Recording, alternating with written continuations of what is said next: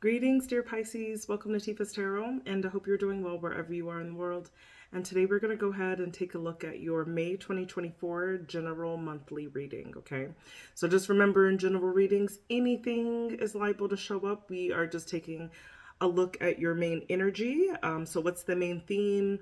Some previous influences that are affecting you this month, some potential challenges you may have, an outcome, and so that will be a 4-card spread. And we are using the Light Seers Tarot to pull all of your messages with clarifiers, of course.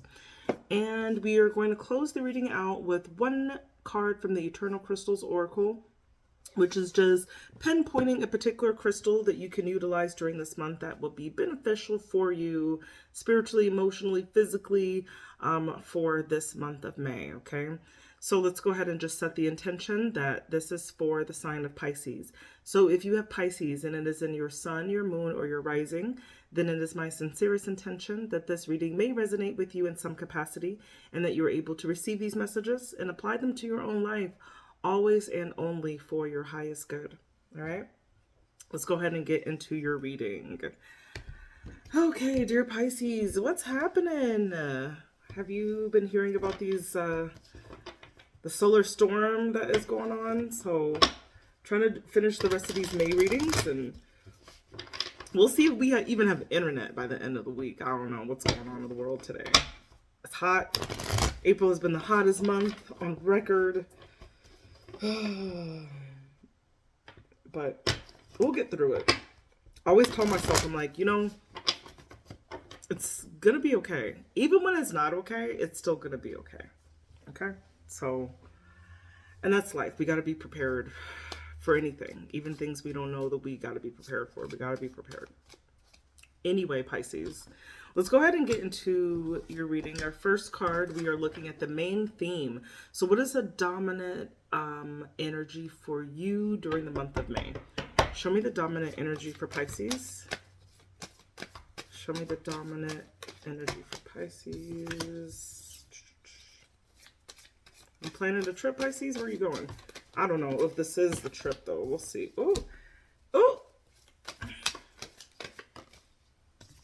Oh, okay. Interesting. So, Pisces, what I see for you, your first card that came out was the Two of Wands, okay? Two of Wands, if you look closely, it's like making a game plan for something, okay? Could be a trip, could even be for a person. Maybe you're traveling with a loved one, because then you got the Two of Cups. So there's something significant about a soulmate connection, a relationship that is highlighted during this month. Maybe it's planning something with a person, I see, okay? So there could be some element to that. But you've also got this Hermit. So the Hermit could indicate that there is this yearning for you to really like be able to detach, to determine how you feel about things in life, okay? Like you could be feeling like very much like you want to just be alone, okay? And I feel that there could be something that's very isolating, like it's a self-imposed isolation though. It's not something that you are doing because you don't have options. It's something that you're undergoing a growth on an emotional and spiritual level, right? And sometimes when we are in modes of elevation, so to speak, it does require us to kind of like separate ourselves a little bit from our routine, from our world, from other people that we love and care about. It kind of does require that a little bit, right? Because you got the Two of Wands here, which is just like, okay, it's like I've spent enough time alone, and now I really want to plan for a partnership. So this could be that as well. I see that being a main theme here. This could also indicate, because when I see the Hermit card is isolation, but the Hermit card could also talk about feelings of loneliness, right? And so maybe like you've been having these feelings of like even if you're not alone per se, there's something that's very solitary about your energy, okay? And so I see there could be an idea to really plan to start looking for a significant partner, right? Because I see this Two of Wands here, okay? So I see that as the main theme, okay? I see you being really ready to make plans there's something significant about you not wanting to be alone anymore and to make plans to find a relationship, so to speak, okay? Putting yourself out there, but making the plan to do that, okay? Let's look at past influences. So what are some factors that are previously in your life that are kind of following you during this month or are relevant for this month? Show me past influences for Pisces.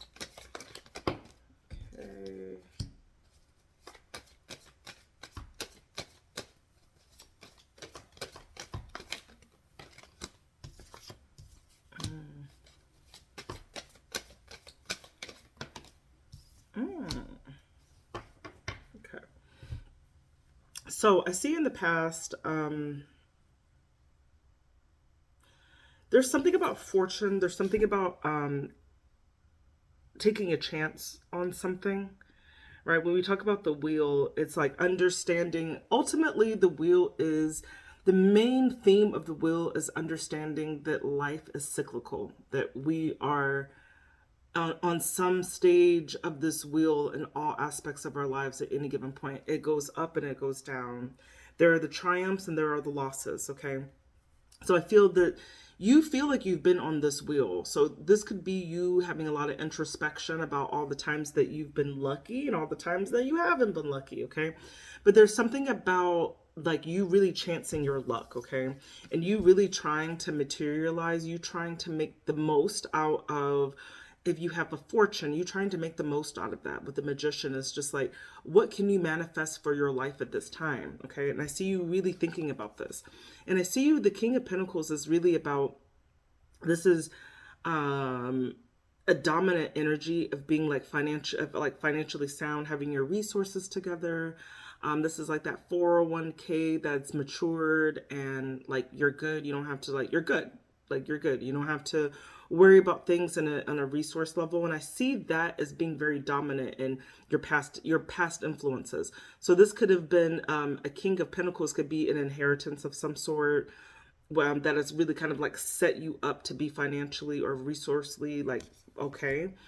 And this was a chance maybe that was taken. This could have even been this could be you winning something even in the lottery, because the wheel also talks about like gambling is a strategy that people can take to either increase their luck or to throw it away, right? At the same time.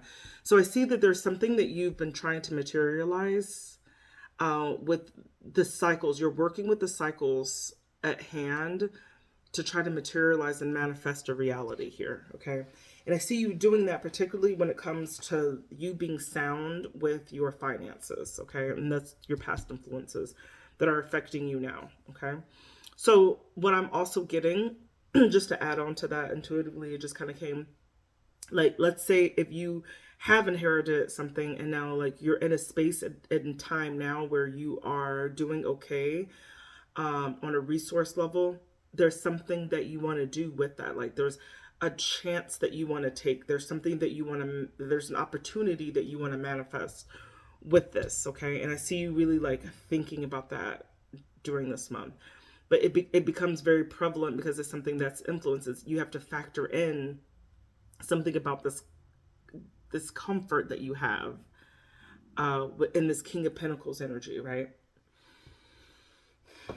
This is probably not going to resonate with a lot of people, but if it's resonating with you, I feel like this is your story, like, and you need to just accept it, like, period.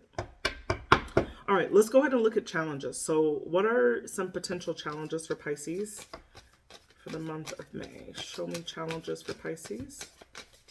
Woo, ooh, oh my Lord. Oh, good Lord. Okay, hold on. We gotta.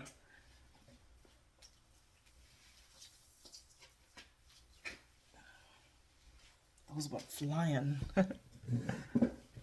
So, challenges. You got the Hierophant, you got the Six of Cups, and you got the Four of Swords.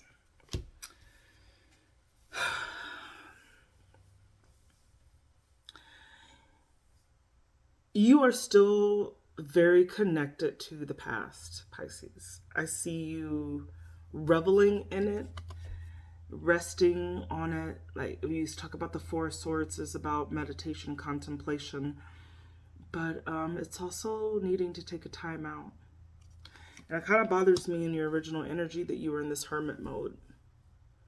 And I feel like a lot of the hermit mode that you're in, where you've just been very quietly reminiscing about the past, because you've got maybe even a past partnership. The Hierophant is like a marriage, right?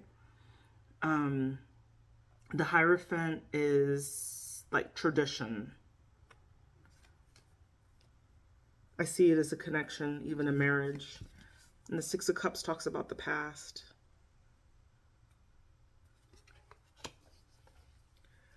So I see you really thinking very much about past commitments. Maybe even dreaming about them in some way with the Four of Swords. I do know in particular, Pisces, this really could be resonating with, honestly. I don't know who else is going on with this, but this really is you not having the mental capacity to move on to new things because you are really mentally stuck in the past. The past is a highlight for you, and it's coming up in your challenge position, because I don't think that the universe or whatever wants you to fixate on the past so much. It wants you to look forward. So I see, and it's okay, like we're fine to reminisce about things, but we have to be careful that we don't get stuck in constant reminiscing, that we somehow cloud our future by these like rose-colored glasses about that we have for the past. So really being super careful not to get too stuck mentally on any type of connections you have in the past that are no more, okay? So I see that as a challenge for you. But let's go ahead and look at an outcome. Let's see an outcome for our dear Pisces. Okay.